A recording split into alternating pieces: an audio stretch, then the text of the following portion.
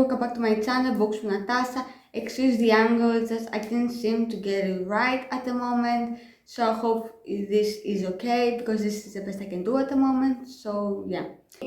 Also excuse the voice because I'm kinda sick. I have the flu at the moment. My throat is a mess, so I really wanted to take the time to film at least 2 videos for you guys, so I was at least on schedule for this month because it is still the holidays here, so we are pretty busy. So I'm hoping to stay on top of this, but if not, I'm sorry if I just take a break and continue on February. I will just keep an open mind and I will let you know if that is the case. Also, I will definitely update it on my Instagram first, so keep in mind all my stories and you'll be notified earlier than most. For today's video, we're going to talk about workplace environment romance books, one of my all-time favorite tropes, and I'm super excited to talk to you guys about it, so let's just get straight into it. The book on this list is Luna and the Life by Mariana Zapata, and this is a workplace romance and also an age gap, a slow burn. As we know, Mariana Zapata writes incredible slow burn romance, and she's one of my all-time favorite authors. I love most of her books. I still haven't read all of her backlist because some I have no interest in reading and others I'm really scared to, but I will get around to them at some point. But for this book, we follow Luna, who's working in this auto repair company shop where they paint cars and all that stuff. I'm not really familiar. And her boss is this super older guy, super grumpy guy that has misunderstood her because she's this ray of sunshine of a person and always is kind and helpful, and she's the only woman in the building that has a mechanic's job, so he doesn't really see her in a positive light. But all that changes after a while because Luna finds out about something that happened to Rip and has given him and they now share a secret. I'm trying not to spoil what it is. So now Rip is like, I want to say thank you, so I'm sorry. So think something that you want from me and I will give it to you. But Luna is a really kind person and really doesn't want anything in exchange. She did it because she trusts that Rip is a good person, so yeah. So they go to this back and forth between them about what she wants and that she doesn't need a favor and all that stuff. And then she decided that she needs someone to help her go back home to her grandmother's funeral, I believe. But her family, they party not in less than friendly terms, to say the least. And it's really dangerous for her to go back there. So she needs someone rough looking and scary, so they won't hurt her. So they go together to the funeral, and I'm trying not to continue with this because I'm going to spoil you, but yeah. After a while, they start to spend more time together and feelings develop, but it's super slow. And we see them form the most incredible couple.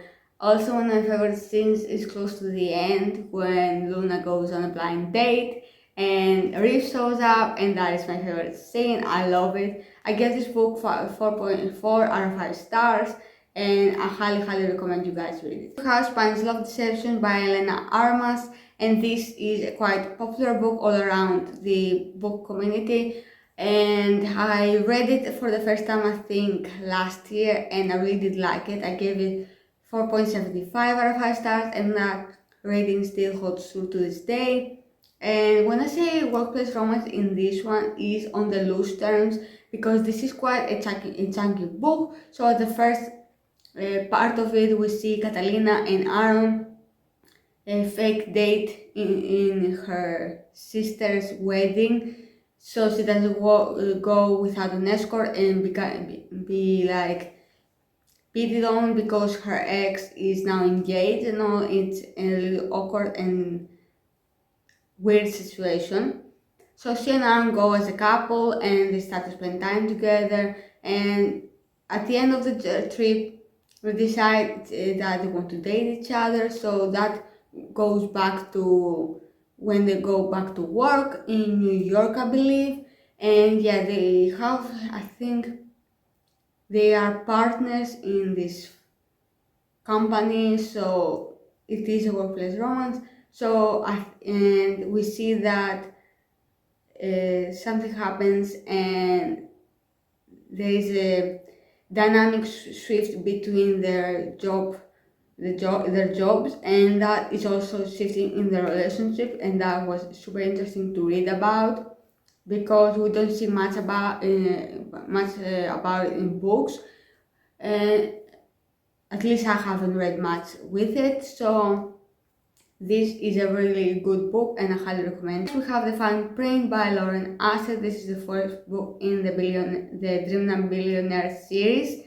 And I gave this book 3.5 stars and I have not decided to reread it.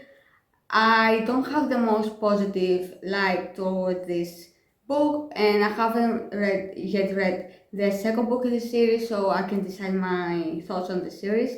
So I'm just gonna talk about this book.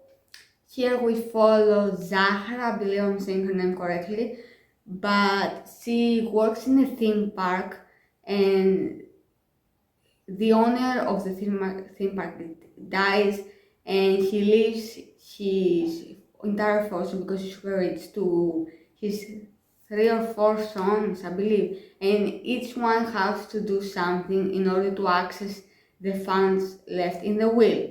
The first son, which his name I don't remember, has to get the theme park working up and running and work for it for at least a year, I believe. So yeah, he works really closely with Zahra because he knows the ins and outs of the theme park, and they also start this hate relationship between them. They are super competitive, they hate each other, but they also start to become closer to one another. And yeah, so we see their relationship develop and become also a workplace romance. We see a lot of sneaking around because he is a man of power and he doesn't want to seem like he's taking advantage or is seeking money from him. So yeah, that's the case for a lot of violent romances. That's why they're not my favorite thing in the world. I have one of my favorite books, and that is The Love Hypothesis by Ali Hazelwood. And many of you know this is a fake dating book, and we see this professor and a graduate student, not his graduate student, fake date in order for her friend to be convinced that she doesn't want the guy that she wants to date. I'm hoping I'm explaining this correctly.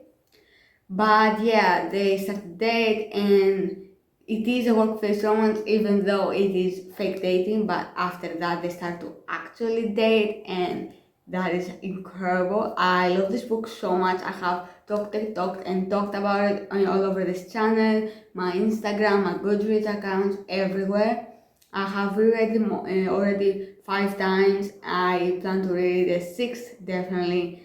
I really am planning to do a thorough annotation of it, so I will definitely be reading it soon. I will see. But yeah, this book is just incredible. It has such a comedic vibe to it. It's super light and easy to read, but it's also super spicy. Don't let the cover fool you, because that's what happened to me. So yeah, it's really good. We have praised the first book in the Salacious Players Club series by Sarah Kate, and many of you know that I have DNF this series, but still the first book was actually really good. I really need to reread it so I can rearrange my thoughts on it accordingly. Maybe I would lower my rating to 4 stars, and now it's 4.75 at the moment, so I'm not really sure. But yeah, here we have this girl who walks into this guy's office to get a check that her boyfriend, his son, owes her. He mistakes her for his new secretary, and does something super sexual with her. Then she's super embarrassed and is like, I'm so sorry, let's forget about this. But then they can forget each other, so he asks to work as a secretary for him. So he works at a sex club, and there is a lot of praise king in this one. There is age gap relationship, there is boyfriend's dad trope. There are a lot of my favorite tropes, but about the praise king, it was my first time reading it, so I'm pretty sure that sort of thing aren't for me, or they aren't for me in this book, because when I read Haunting Adeline, there was a little bit of praise king, so I did really enjoy that one. So maybe I just didn't enjoy this one. So I really did enjoy reading this. The first time that I read it, it was really good. The romance was so well written. The smut was also very well written. I also love the romance really. It was so good, especially towards the end when we see the guy finally stepping up and acknowledging his feelings towards the girl, and it was just the best scene ever. I want to talk about Heart Smart by Emily Jane, and this is the second book in the series, but it can be read as a standalone. And this one was recommended to me by my good friend. I will put her Instagram down below. But yeah, I live by her recommendation. Every book that she has recommended me, I have ended up loving, and I have no regrets. So basically, this is very similar to The Love Hypothesis. Maybe that's one of the reasons why I loved it. It has a lot of mental health representation. I'm sorry, I'm stuttering. It has ADHD. I think a little bit depression. I think a lot of stuff. I think it has anxiety, and mostly on the girl's side. But we also see from the guy a lot of stuff that happen. I think a little bit of depression. I'm not sure.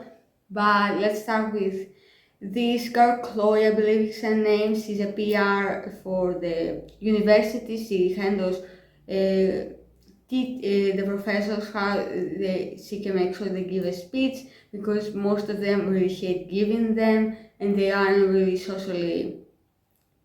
they don't have good social skills. So she prepares them to the best of her abilities, so they can go to the TED Talks and all that stuff with the press. And basically, she gets hired to work with Adam or Aaron. I'm blanking on his name at the moment, I'm really sorry, but he's a professor that only really cares about his work, and he is really socially awkward. He doesn't really care to interact with anyone, but Chloe pushes his buttons, and he's like super attracted to her, and she's also super attracted to him, but she has been heartbroken by her ex-husband because he was also super smart, and he kept belittling her and treating her like she wasn't smart just because she didn't have a PhD or an MBA, and I just find that super annoying because she's really smart, and we see that in this book. We see her come to terms with it and explaining all her insecurities to this guy, and as they sort of sleep together in a moment of weakness, he then later suggests that she marries him. I know, insane, but there is a reason for it, I promise, and I just loved it. I love how this guy kept stepping up to prove how Chloe can trust him and open up her heart to him, and did the most ridiculous things to get her to talk to him and open up, and I just loved it. I gave this book, I think, 4.75 or 5 stars. I'm not sure which was my rating at the last time I read it, but check my Goodreads, all of that will be there. So that's it for my books recommendations or workplace romance books. I hope you guys enjoyed it. I had so much fun talking about all these different books. I hope I helped you find some new books to read. And so like, subscribe, stick around, because I have a lot of content coming your way, and I will see you for my next video next Wednesday. Bye! 君の虜になってしまえばきっとこの夏は充実するのもっと噂のドリーミング忘れないででも気持ちは伝えてしまえばいつかその夢は覚めてしまうだろうな青い影が揺れる街角君の虜になってしまえばきっとこの夏は充実するのもっと噂のドリーミング忘れないでも気持ちは伝えてしまえばいつかその夢は覚めてしまうだろうな青い影が揺れる街角君の虜にな